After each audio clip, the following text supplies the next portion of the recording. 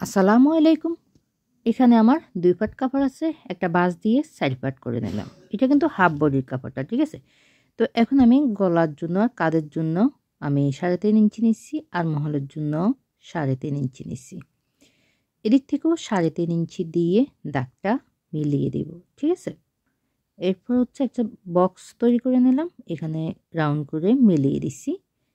এখন নেব হচ্ছে আমি গলার চড়া মাপটা। এখানে আমি গলার চড়া মাপটা 2 ইঞ্চি নিচ্ছি। ছোটো বাচ্চার জন্য কিন্তু এই মাপটাই যথেষ্ট। আর পিছনে গলার জন্য নিব হচ্ছে 1 ইঞ্চি, সামনের গলার জন্য নিব হচ্ছে আমি 2 ইঞ্চি। এটা কিন্তু আমি 6 মাস থেকে 3 বছর 1.5 বছরের বেবির জন্য কিন্তু তৈরি করছি। আপনারা নিয়মটা ফলো করে লম্বার মাপটা বাড়িয়ে কমিয়ে নেবেন, যে কোনো বাচ্চার জন্য তৈরি করতে পারবেন। হাফ বডির জন্য কিন্তু আমি 6 ইঞ্চি নিচ্ছি, অর্থাৎ কুচিগুলো একটু বুকের উপর থাকবে এজন্য। এরপর হচ্ছে 44 ইঞ্চি বডির 4 ভাগের 1 ভাগ কিন্তু 5.5 ইঞ্চি। তো এখানে বডির মাপটা কিন্তু আপনারা আপনাদের পরিমাণ মতো দিবেন, বা এই মাপটাও দিতে পারেন, কোনো সমস্যা নেই। এটা কিন্তু অনেক লুজ হবে। তো এরপর হচ্ছে দাগ অনুসারে কেটে নিচ্ছি। প্রথমে পিছনে গলাটা কেটে নিলাম, এরপর হচ্ছে আরমহলটা কেটে নিচ্ছি। তো সামনের পাটটা কিন্তু সরিয়ে নিবেন, পিছনের পাটটা সরিয়ে নেবেন, নিয়ে আপনি সামনের পাটটা কেটে নেবেন। এরপর হচ্ছে এখানে আমি 2 পাট কাপড় নিচ্ছি, একটা সামনের পাট, একটা পিছনের পাট। সামনের পাটটা কিন্তু আমি মাঝখান দিয়ে কেটে দিব, ঠিক আছে? তার আগে দেখিয়ে দিচ্ছি, এখানে আমি এই যে লম্বাটা নিচে হচ্ছে 10 ইঞ্চি, আর এখানে কুচির জন্য চড়া মাপটা নিচ্ছি।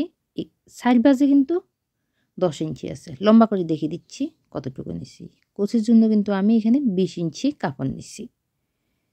তো এই মাপটাই যথেষ্ট, এর থেকে বেশি আর নিলে অনেক লুজ হয়ে যাবে, অনেকগুলো কুচি হয়ে যাবে, দেখতে ভালো লাগবে না। তো আমি পেছনের পাটটা সরিয়ে নিলাম, সামনের পাটটাকে একটা ভাঁজ দিয়ে দিলাম। ভাঁজ দিয়ে কিন্তু আমি মাঝখান দিয়ে কেটে নিব। সামনের পাটে কিন্তু কাটা হবে, ঠিক আছে? তিব্বতাম বা হুক যেটাই দেন, সামনের পাটে কিন্তু কাটা হবে। তো আমি কেটে কাপড়টা আলাদা করে নিলাম। তো এই যে সামনের পাটটা কিন্তু গলাটা কেটে আমি আলাদা করে নিচ্ছি। এখন আমি একটা একটা করে কুচি লাগাবো। এভাবে করে কুচিগুলো 1/2 ইঞ্চির মতো করে দিয়ে সব জায়গায় কিন্তু কুচিগুলো একই নিয়মে সেলাই করে নেবেন। যে কোনো কাজ আস্তে আস্তে করবেন, ধৈর্য নিয়ে করবেন, তাহলে দেখবেন খুব সুন্দর হবে কাজটা।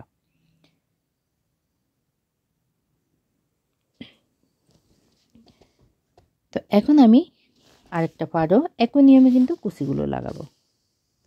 যে কোনো কাজ একটু ধৈর্য নিয়ে করবেন, দেখবেন আপনার কাজটা অনেক বেশি সুন্দর হবে। তো এখানেও কিন্তু আমার কুচিগুলো লাগানো হয়ে গেল। তো এখন আমি এই যে বুকের যে পট্টিগুলো এগুলো লাগাবো। তার আগে দেখিয়ে দিচ্ছি, এখানে আমার 2 পাট কাপড় আছে, ঠিক আছে? মাঝখানে কিন্তু আমার কাটা হবে, এই যে এখানে কাটা আছে। পট্টিগুলো লাগানোর জন্য কিন্তু এই যে জামা কাপড়টা সোজা সাইডে রাখতে হবে, আর পট্টি কাপড়টা উল্টো সাইডে রেখে তারপর সেলাই করতে হবে। পট্টি কাপড়টার ছড়াটা নেবেন হচ্ছে 2 ইঞ্চির মতো নিলে হবে। একই নিয়মে এখানেও লাগাতে হবে।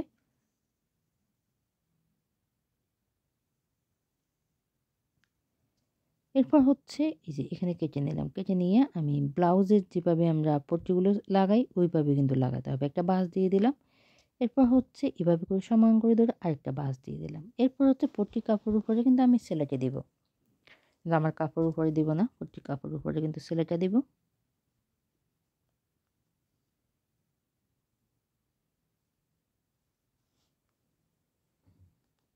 তো একই নিয়মে এই সাইডটা কিন্তু লাগাতে হবে। তো যারা আমার ভিডিওটি ফেসবুক পেজ থেকে যদি দেখে থাকেন, তাহলে পেজে একটা লাইক দিবেন, ফলো দিয়ে রাখবেন, এরকম নতুন সুন্দর সুন্দর ভিডিও পাওয়ার জন্য। আর যদি ইউটিউব চ্যানেল থেকে দেখে থাকেন, তাহলে আমার ভিডিওতে একটা লাইক দিয়ে চ্যানেলটি সাবস্ক্রাইব করে নেবেন, আরও সুন্দর সুন্দর ভিডিও পাওয়ার জন্য। তো এই হচ্ছে সামনের পার্টটা, ঠিক আছে? একই নিয়মে আমি পিছনের পার্টটাও সেলাই করে নিলাম। এখন আমি কাঁধগুলো সেলাই করে নিব।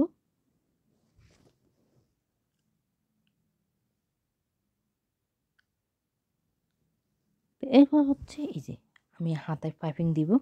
এই পাইপিংয়ের কাপড়গুলো কিন্তু আড়াআড়িভাবে কাটিং করতে হবে। 1.5 ইঞ্চি বা 2 ইঞ্চি চওড়া কাপড়গুলো নিলে হবে, তবে আড়াআড়িভাবে কাটিং করতে হবে।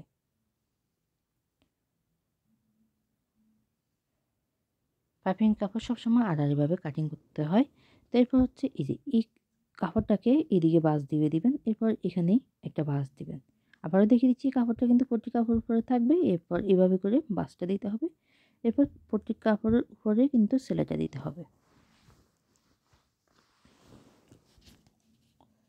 তো এখন আমি এই যে সেলাইটা দিচ্ছি হচ্ছে পট্টি কাপড়ের উপরে।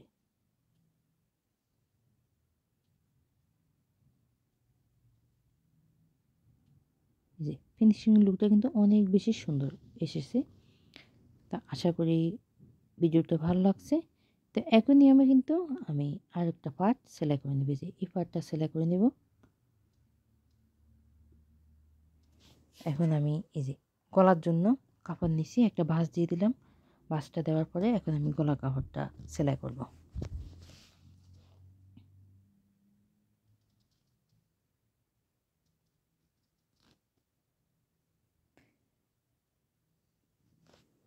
তো এখানে আপনি উপরে পট্টি কাপড়টা কিন্তু টেনে টেনে সেলাই করবেন না, একদম আলতো করে বসে তারপর সেলাই করবেন। এদিক থেকে বাড়তি কাপড়টা এভাবে করে ভাঁজ দিয়ে দিবেন।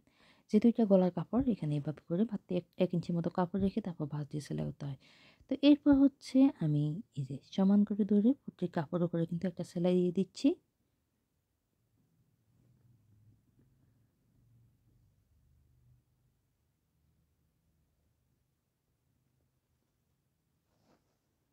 এভাবে করে সমান করে ধরে তারপর সেলাই করতে হবে।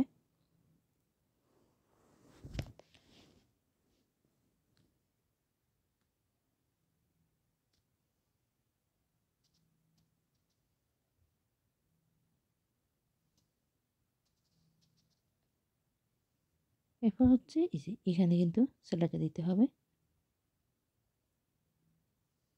এখন আমি নিচে সেলাই করে নিচ্ছি, অর্থাৎ দুটো বডি কিন্তু সেলাই করার পরে এখন নিচে সেলাই করে নিচ্ছি।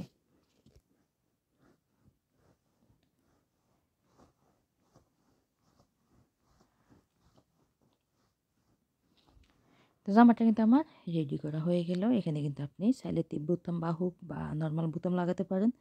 জামার লম্বাটা হবে হচ্ছে প্রায় 13 ইঞ্চি মতো, ঠিক আছে? লম্বা হবে 13 ইঞ্চি, বডি তো বাচ্চার বডি অনুসারে। তো ভালো থাকবেন, সুস্থ থাকবেন, আবারও দেখা হবে।